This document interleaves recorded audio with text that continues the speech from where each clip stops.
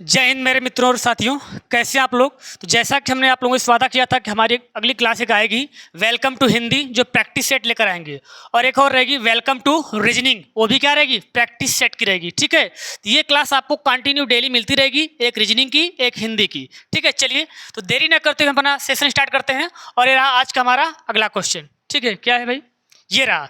क्या दिया है कि प्रथम विश्व हिंदी सम्मेलन का बोध वाक्य यानी थीम क्या थी। यानी जब विश्व हिंदी सम्मेलन क्यों होता है भाई, हिंदी भाषा के प्रचार प्रसार के लिए।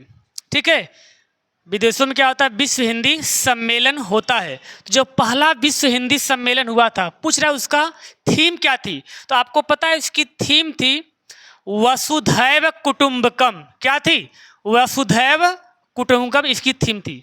बाकी जो चार विकल्प हैं ऐसे आपको केवल कंफ्यूज करने के लिए दिए हैं। ठीक है, चलिए बढ़ते हैं अगले प्रश्न की तरफ। यह रहा हमारा अगला प्रश्न। क्या है, कन्नौजी बोली मुख्य रूप से निम्न में से कौन से जिले में बोली जाती है। आपको पता है कन्नौजी, और जो आपकी हिंदी की 18 बोलियां होती हैं उनमें से आपकी एक कन्नौजी भी है, और ये आपकी और इसमें सौर सैनी अपभ्रंश के अंतर्गत आती है, जो पश्चिमी हिंदी के अंतर्गत। उसमें कौन कौन सी है, तो उसमें आपकी है कि ब्रज, बांगरू, बुंदेली, खड़ी बोली, कन्नौजी, 5 बोलियां पश्चिमी हिंदी में आती हैं, जो सौर सैनी अपभ्रंश के अंतर्गत आती है। तो पूछ रहा है ये जो कन्नौजी है ये किस जिले में बोली जाती है। ठीक है, तो जरा देखिएगा, ये फर्रुखाबाद, मुरादाबाद, इलाहाबाद, कानपुर, इधर तो है नहीं, ये दो ऐसे कट गए। बचा आपका फर्रुखाबाद और मुरादाबाद। तो आपका ये जो मुरादाबाद लगभग मेरठ की साइड पड़ता है, उधर चलती है खड़ी बोली। तो बचा आपका फर्रुखाबाद, यानी कन्नौजी उधर ही बोली जाती है। ठीक है, आपका पहला ऑप्शन सही है, क्योंकि फर्रुखाबाद और कन्नौज ये दो जिले आपस में सटे हुए हैं। ठीक है, चलिए बढ़ते हैं अगले प्रश्न की तरफ। यह रहा हमारा अगला प्रश्न।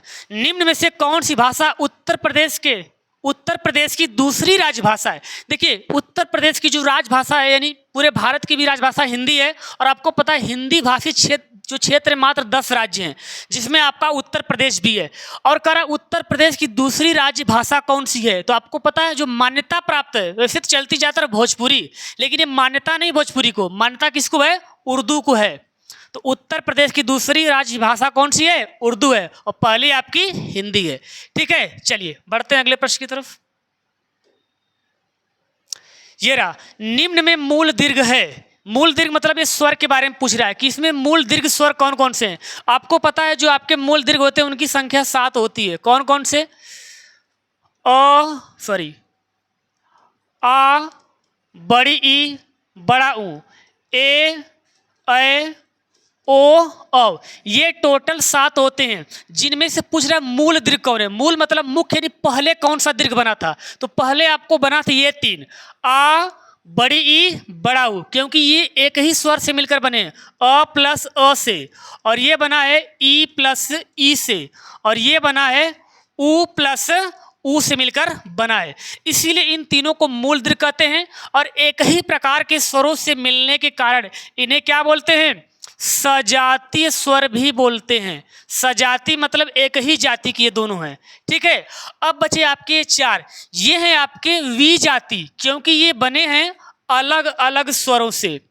ये आपका ए बना है अ प्लस ई से, ठीक है, अ बना है अ प्लस ए से, और ओ बना है अ प्लस ऊ से, और औ बना है अ प्लस ओ से। ठीक है, और जरा ध्यान दीजिएगा, ये अलग अलग स्वरों से मिलकर बने, इसीलिए इनको सबको मिला के बोलते हैं एक और नाम, विजाति, मतलब अलग अलग जाति से मिलकर बने हैं। ठीक है, और इनका संयुक्त स्वर भी नाम है। ठीक, चलिए तो हमारा ऑप्शन कौन सा है, अ ई उ, यानी ये ऑप्शन नंबर डी सही है, ये हमारा ऑप्शन है। ठीक है, चलिए बढ़ते आगे। ये रहा, हिंदी शब्दकोश के अनुसार वर्णमाला का प्रथम वर्ण कौन सा है। आपको सबको पता है कि वर्णमाला का प्रथम वर्ण अ होता है, लेकिन आप यहीं पर धोखा खाएंगे। इसने पूछा है हिंदी शब्दकोश के अनुसार, तो जैसे शब्दकोश के अनुसार वर्णमाला की बात आती है तो आपकी वर्णमाला का सीक्वेंस चेंज हो जाता है। अब वो वर्णमाला आपकी अ से नहीं स्टार्ट होती, बल्कि अंग से स्टार्ट होती है। अंग, अह, इसके बाद चलेगा अ, आ, छोटी, बड़ी, छोटा, बड़ाऊ, री। तो आपको ध्यान दीजिएगा, शब्दकोश के अनुसार वर्णमाला का प्रथम वर्ण अ नहीं है, अंग होता है। ठीक है, चलिए बढ़ते हैं अगले प्रश्न की तरफ। ये है अगला प्रश्न, क्या है? निम्न में प्लुत स्वर कौन सा है? ठीक है, थोड़ा प्लुत की शुद्ध वर्तनी कर देते हैं। प्लुत स्वर के बारे में पूछ रहा है कि निम्न में प्लुत स्वर कौन सा है। तो आपको पता है जो स्वर होते हैं उनके मुख्य प्रकार से 3 ही भेद है। कौन कौन से? ह्रस्व स्वर, दीर्घ स्वर और प्लुत स्वर। और प्लुत स्वर की परिभाषा क्या कहती है कि ह्रस्व यानी लघु वर्ण की अपेक्षा जो 3 गुना समय लेता है जिनका उच्चारण करने में, वही क्या होते हैं? प्लुत। और वो एक ही होता है, कौन सा? ओम होता है। और ओम आपका 3 प्रकार से लिखा है, यहाँ इसकी वर्तनी भी पूछ रहा है तो आपकी शुद्ध वर्तनी ये है। ठीक है, ये भी क्या है? गलत है। इस चीज को ध्यान रखिएगा। ठीक है, चलिए आगे बढ़ते हैं। ये रहा, कमलेश का संधि विच्छेद बताइए। ठीक है, अब देखिए, कमल प्लस ईस, कमला प्लस ईस, कमल प्लस ईस, कमल प्लस एस, ये तो पहले ही गड़बड़ दिख रहा है, ये नहीं होगा। ठीक है, अब बच गया ये कमल प्लस ईस। आपको पता है कि जब इसको और इसको मिलाएंगे, प्लस के पहले आधा ला बाद में ई, तो ये ली हो जाएगा, कमलीस बन जाएगा। तो ये भी क्या है? गलत है। अब बचा ये और ये, इन्हीं दोनों में आप कंफ्यूज होंगे, धोखा खाएंगे कि दोनों सही है, ये दोनों संधि विच्छेद सही है। तो कहेंगे सही है तो फिर इसमें ऑप्शन ऐसे क्यों है? तो ध्यान रखिएगा। अब आप यहाँ पर निकालेंगे कैसे कौन गलत है कौन सही है। तो ये बताइए, जब आप इसका संधि विच्छेद किए कमलेश का, कमल प्लस ईस, प्लस के पहले अ, अब प्लस के बाद क्या है? ई। तो आपको पता है चाहे छोटी चाहे बड़ी, ये अ और ई मिलकर ए बनता है, तो हो गया कमलेश। और यहाँ भी वही बात है, प्लस के पहले आ है, तो चाहे आ रहे चाहे अ रहे, अब प्लस के बाद चाहे ई रहे चाहे बड़ी ई रहे, जब दोनों बनते तब भी ए ही बनेंगे। तो कहेंगे ये सही होगा कि ये सही होगा। तो याद रखिएगा, अब यहाँ आपको इसका अर्थ निकालना पड़ेगा। यदि अर्थ निकाल लिए तब तो आप सही संधि विच्छेद बना लेंगे, विच्छेद कर लेंगे ही। अगर नहीं बना पाए तो नहीं कर पाएंगे। ध्यान दीजिएगा, कमल प्लस ईस, यानी कमल एक फूल है, ईस मतलब स्वामी होता है, मालिक होता है, श्रेष्ठ होता है। तो भाई कमल का मालिक कौन है?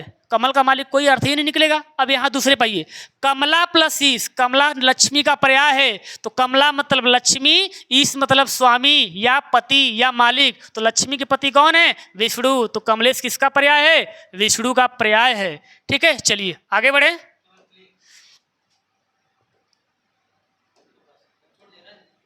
ये रहा, प्रति प्लस आघात का संधि रूप क्या होगा? तो देखिए, प्लस के पहले क्या है? कहेंगे ई। प्लस के पहले क्या है? ई है।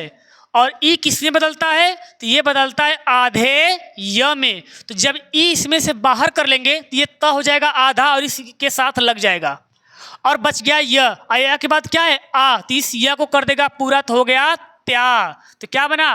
प्रत्याघात। किसमें है? प्रत्याघात। पहला ही ऑप्शन आपका सही है, बाकी केवल सॉरी,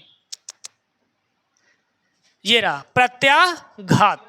ठीक है, चलिए ये रहा अगला प्रश्न। ठीक है, वैज्ञानिक, एक प्रश्न आगे चला गया है, थोड़ा एक प्रश्न पीछे कीजिएगा। हाँ, ये दुष्प्रभाव में उपसर्ग बताइएगा। ठीक है, दुष्प्रभाव में उपसर्ग कौन सा है? तो ध्यान दीजिएगा, उपसर्ग क्या होते हैं? उपसर्ग वे शब्दांश होते हैं जो किसी मूल शब्द के आगे लगकर क्या करते हैं? उसके अर्थ को बदल दे, या उसमें कोई परिवर्तन ला दे, या उसमें कोई विशेषता ला दे, वही क्या होता है? उपसर्ग होता है। तो बताइए दुष्प्रभाव में कौन सा? तो ध्यान दीजिएगा, ये आपको डायरेक्ट दिख रहा है दुष्, ये नहीं होगा। ठीक है, ये केवल कंफ्यूज करने के लिए, ये शायद सही हो सकता है लेकिन इसकी वर्तनी गलत है, तो ये भी गलत हो गया। ये तालब भी नहीं होगा, ये होता है उपसर्ग। ठीक है, जैसे दुस इसके साथ मिलता है दुस, और जब ये इसके साथ मिलता है प्रभाव के साथ, तो ये क्या होता है? ये जो तालब स है ये मूर्धन्य स में चेंज हो जाता है, तो बनता है दुष्प्रभाव। तो याद रखिएगा, दुष्प्रभाव में ये वाला दुष् उपसर्ग है, ये वाला नहीं है, गलती नहीं कीजिएगा। ठीक है, चलिए आगे बढ़ें। ये रहा, वैज्ञानिक शब्द में प्रत्यय लगाए। प्रत्यय भी क्या है? जैसे उपसर्ग, उपसर्ग आगे लगता है और प्रत्यय पीछे लगता है। ठीक है, तो यानी देखिए कह रहे वैज्ञानिक में शब्द में प्रत्यय लगाए, तो आपको पता है जब इसको तोड़ेंगे तो क्या बनेगा? वैज्ञानिक का विज्ञान प्लस इक, तो क्या बनता है? जब एक प्रत्यय इस विज्ञान में जुड़ता है तो बन जाता है वैज्ञानिक, यानी ये छोटी की मात्रा ए में चेंज हो जाती है, तो क्या बनेगा? यानी कहेंगे एक प्रत्यय किसमें है? ऑप्शन नंबर ए में है। और एक चीज याद रखिएगा, इस वैज्ञानिक में केवल प्रत्यय ही नहीं है, उपसर्ग भी लगा है। इस विज्ञान में भी उपसर्ग जुड़ा है, यानी मूल शब्द आपका ज्ञान है और प्लस इक, ये इतने सारे इसमें हैं। ठीक है, वी उपसर्ग है, एक प्रत्यय है, ज्ञान क्या है? मूल शब्द है, ये है उपसर्ग। ठीक, ये है मूल शब्द और ये क्या है, प्रत्यय है। ठीक है, चलिए, तो ये वेलकम टू हिंदी की आज पहली सीरीज थी और आपको डेली ऐसे 10-10 प्रश्नों की मिलती रहेगी। ठीक है, तब तक के लिए धन्यवाद।